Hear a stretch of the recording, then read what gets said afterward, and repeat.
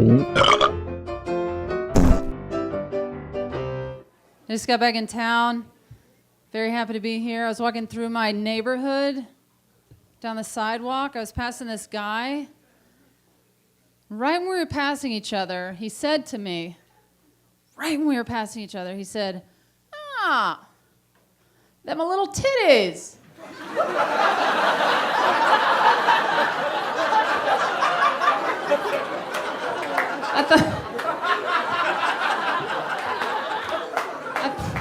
I thought you was a man. And it's like, okay if you think that, and okay if you say that to yourself. But that thought had to go through several layers of filters in his mind and a checklist. And he still decided, yeah, I'm gonna need to say this.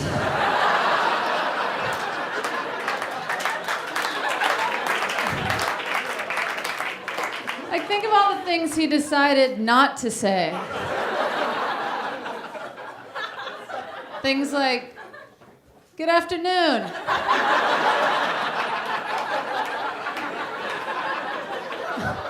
Or, "Oh, I was gonna say something, but I decided not to." Nope, he went with, "Ah, them a little titties. I thought you was a man."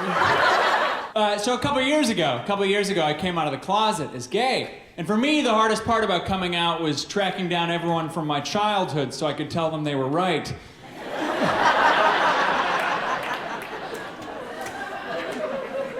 It's so funny, after you come out, so many people will tell you that they knew you were gay before you even identified as gay. Like, after I came out, so many people from my past were like, "Yeah, I knew Rob Gleason was gay. I knew Rob Gleason sucked pee-pees."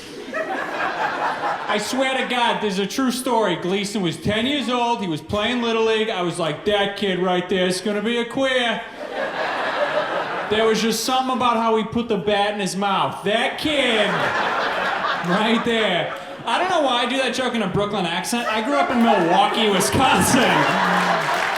That boy right there is gonna be a queer. You can tell from how he puts the bat in his mouth. If you say anything in a Wisconsin accent, you have to invoke God and then end it with the words, "Good for him, though." You know, if that little boy wants to grow up and spend his life going around putting baseball bats in his mouth, for God's sake, that's his God-given right. Good for him, though.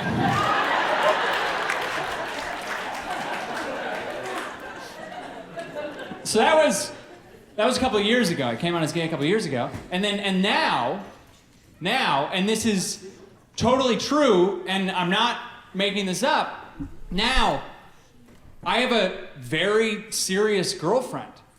Like, with a vagina. Yeah, gross, I know. I was getting older and I was just like, hey, nobody's perfect. No, it's true. It's totally true. I have a girlfriend. I met a girl and we totally hit it off and started hanging out and became best friends and then started dating and fell in love and it's going great and we're crazy about each other.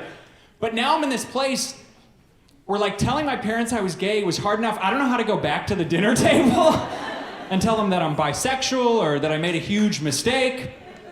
So my parents will ask me about boys. My mom will be like, "Hey Rob, how's Josh?" And I'll be like, he's good. But then at night I just sneak around and kiss my lady. I'm starting to think that maybe what turns me on isn't like guys or girls. Maybe what turns me on is lying to my parents. A huge round of applause for the Laugh Factory for allowing gay people to be in public. It's pretty good. It's pretty amazing. As a gay woman in the Trump regime, I realize I have limited nights to speak in public, so this could be it! This could be it, you guys! Oh my God, me up here with my opinions. Shut it down! Oh, very exciting. It's a great time to be alive with this stuff going on outside. So much fun. Every day you turn on the news and you're like, coal! Anyway, good. Lots of stuff. Bring it back, Cole. Why not? We're all fucked anyway. I've decided how I'm going to survive the next 40 years is I'm going to be gayer. I'm going to be gayer. I'm going to be gayer. I am going to be gayer. Yes. We just confirmed that most of you are straight at a gay show. Here's the thing. I don't know exactly what that means. More flannel, something. I'm going to figure it out. Maybe start a gay underground railroad and get the teens out of the South. Something like that. Crawl up through a manhole during a softball game. Ladies, get in! We gotta do our part. We gotta do our part. We gotta resist. I am not gonna lie. I have been drunk since November 8th. I have been shit-faced. Every day, just drinking and marching. Marching and drinking, drinking and marching. March and drink, drink and march. March and drink and drink and drink and march. Give me that pink hat. Marching, drink, drink and march. I'm not trying to lie to you.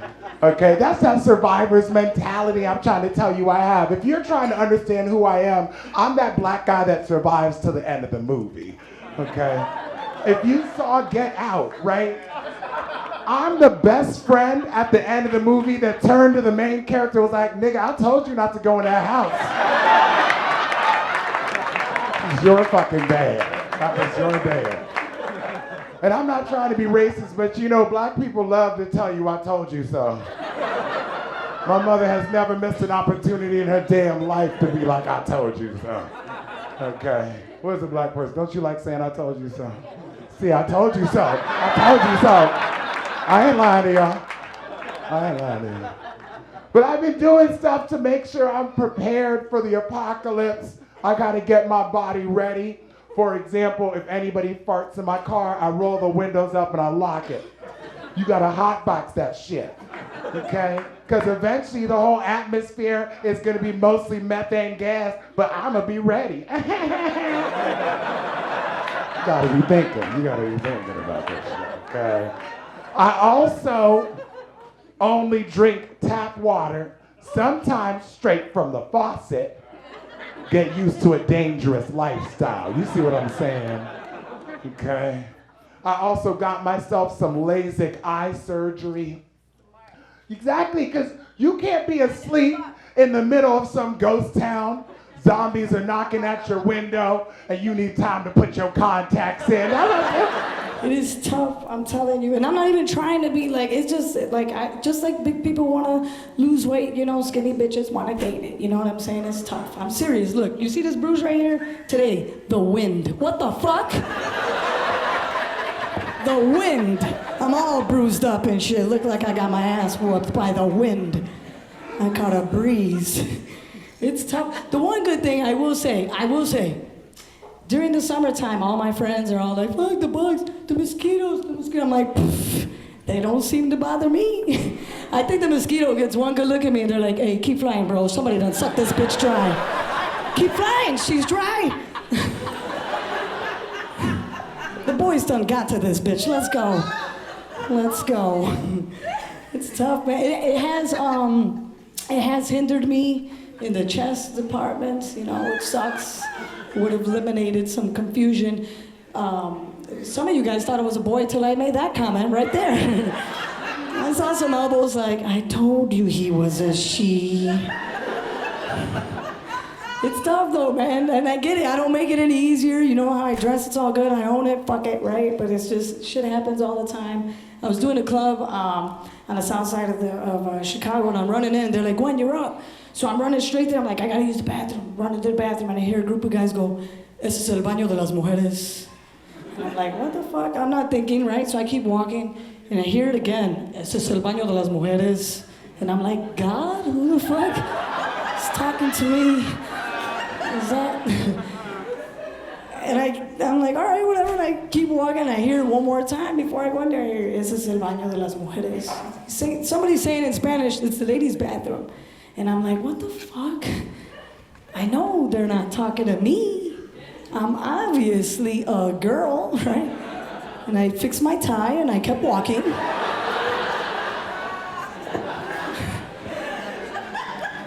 It wasn't until I was in the bathroom and it clicked. You guys, I was hovering. Ladies, don't sit, all right? Oh my God. It hits me. I'm like, that guy was talking to me. hilarious and embarrassing all at once. So now I'm in the restroom, like, what do I do? Should I say something? And what would I even say? Like, what do I say anything to this dude? Do I come out and like, what do I do? Grab my shirt extra fucking tight like this and come out and be like, soy mujer. Like, what do I say? Then I was like, should I say something at all? I'm like, man, fuck it. I don't have the balls. I think the problem with bisexuality is we just don't have a lot of like openly bisexual men that America can look to, you know? It's pretty much just me and Mike Pence. And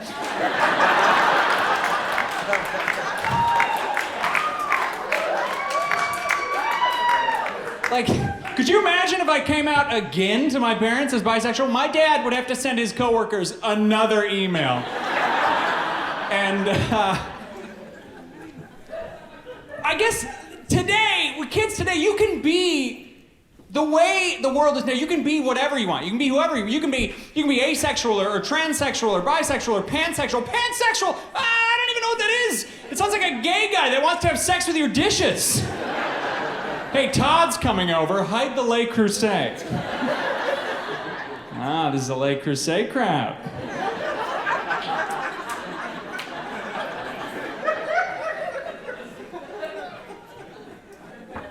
It's just like being bisexual. Both identities are the hard part to explain to people. Is just both identities are part of me. You know what I mean? Like I've lived both lives, and like it's like just because you're not a soldier anymore, it doesn't mean you don't forget the war. You know what I mean? Like I will never forget those West Hollywood bathrooms. I know.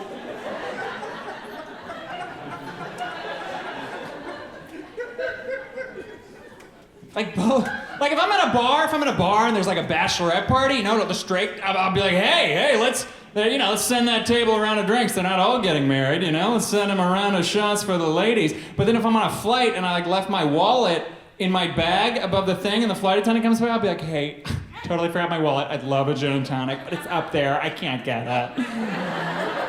You do not have to give me two, you bitch. I'll take them. I got a boyfriend, he's gay. Yeah, he was fucking me the other day. I was like, this dude's gay for sure, you know? Like, a faggot, you know? We like to have fun, you know?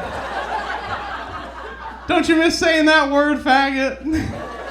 It's got the fun, the gun, the ton. Faggot. It's a fun word. And now I say that in my sets, and all these white women come up after, and they're like, hey, Dylan, you can't say that, Dylan.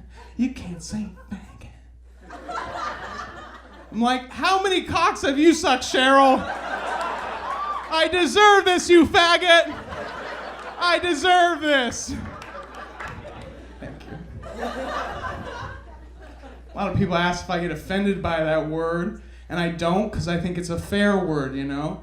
Because it's the most offensive thing you can call a gay man, and the most offensive thing you can call a straight man.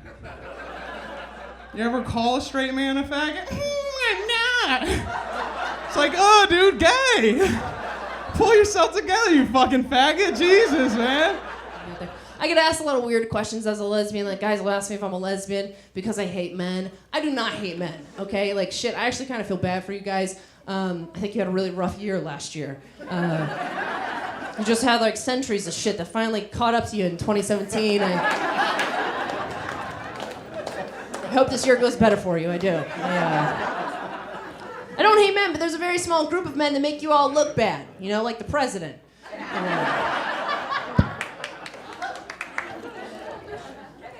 And it's like the young guys too. You know, they don't know. You know, like they're immature. They don't know the rules and stuff. Well. Not many of you do anyway, but I mean, like I was at this club the other night, I was eating this chocolate molten lava cake thing and had like melted vanilla ice cream in the bottom, whipped cream on top. Yeah, it was fucking delicious. And I'm getting in there, eating, and like this young kid, maybe like 22 years old, right? He leans over and he goes, my cream tastes better. I was like, how do you know?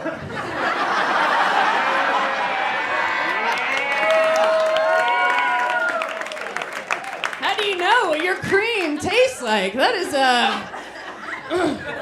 that's the gayest shit I've ever heard. I grew up in East LA with 5 sisters. Thank you very much. When you grow up with 5 sisters, later on in life, this is what you look like, okay? See, most little boys grow up playing basketball, baseball, football, things like that. Not me. I grew up watching nothing but Disney movies, and for physical activity, the Macarena. Now, I remember in the 2nd grade, the teacher was like, what do you guys want to be when you grow up? And all the little boys were like a police officer, a firefighter, a baseball player. They're like, Marquez, what do you want to be when you grow up? I was like, Aladdin.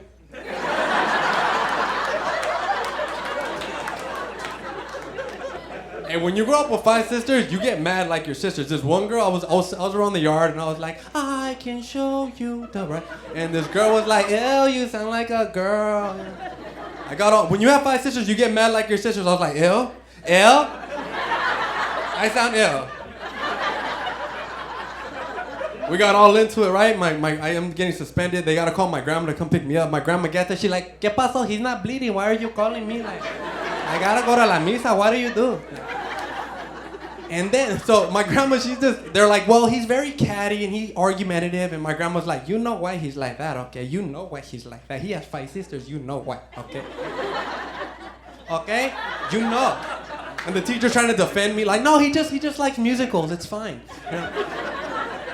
And my grandma's like, you're not understanding me, okay? Like, he's gonna be different, okay? Okay? I know, believe me, I know, because you know why? We go to their birthday parties, and they always have hamburgers and weenies, always weenies. Always weenies, always.